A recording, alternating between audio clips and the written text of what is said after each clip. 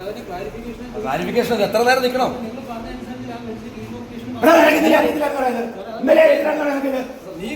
ഹോസ്പിറ്റലിൽ അവിടെ വിളിച്ച് കോപ്പം എന്ന് പറയുന്നത് വന്നപ്പോ ഇന്നലെ അറിയത്തിലാണ് നടക്കുന്നത്. എന്തോ ചെറുതായിട്ട് വിളിച്ചാൽ കേട്ടോ, ആവശ്യമില്ലാത്തൊരു കൊച്ചിന്റെ കാര്യം ഇതാക്കിയിട്ട് കോപ്പില ഞാൻ പറയുന്നു.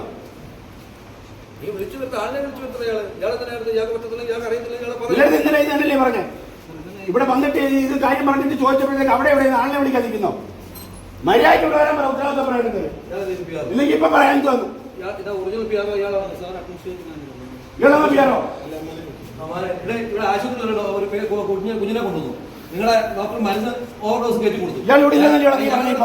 ചോദിക്കാൻ വന്നിട്ട് അത് വേണോ? എത്ര സമയം വേണോ?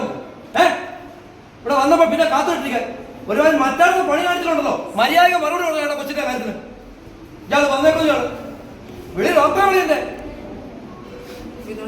ആ കുഞ്ഞ് അടുത്ത ഹോസ്പിറ്റൽ അഡ്മിറ്റ് ആണ്. അവിടുത്തെ ഡോക്ടറെ കൃത്യമായിട്ട് പറഞ്ഞിട്ട് അയാൾ അറിഞ്ഞിട്ടാ വന്നത്. ആ മരുന്ന് അതിന് പിന്നെ അങ്ങനെ കൊടുക്കേണ്ടതായിരുന്നില്ല, ഒഴിവാക്കാൻ മരുന്ന് കൊടുത്തെങ്കിൽ തന്നെ മിനിമം ഡോസ് ഉണ്ടായിരുന്നു. 5 മടങ്ങ് മരുന്ന് കൂടുതൽ കൊടുത്തിട്ട് പിന്നെ ഞങ്ങളുടെ കാവൽ നിൽക്കണം. ഞങ്ങൾ കാവൽ അങ്ങോട്ടും ഇങ്ങോട്ട് തലേന്നുണ്ട്. വിളി ഡോക്ടറെ വിളിയണോ? ഞാൻ ഡോക്ടറെ വിളിയണോ? ആ വിളിക്കേ ഡോക്ടറെ. അതെ, ഇങ്ങോട്ട് നോക്കി വിളിക്കേ. നിങ്ങളുടെ വലിയ ആൾക്കാരെ വിളിക്കുന്നുള്ള ഇവിടെ നിന്നിട്ട് ഇവിടെ വന്നിട്ട് ഈ കുഞ്ഞിന്റെ രക്ഷാകർത്താവിന് അയാൾക്ക് ബോധ്യപ്പെടുന്ന മറുപടി, അയാളെ ബോധ്യപ്പെടുന്ന മറുപടി നിങ്ങളുടെ ഡോക്ടർ, നിങ്ങളുടെ ഹോസ്പിറ്റലിന്റെ ഓണറോ ഈ പറഞ്ഞ പീഡിയാട്രിസ്റ്റോ കൊടുക്കുകയാണെന്നുണ്ടെങ്കിൽ ഓക്കെ, ഞങ്ങൾ പ്രശ്നമല്ല.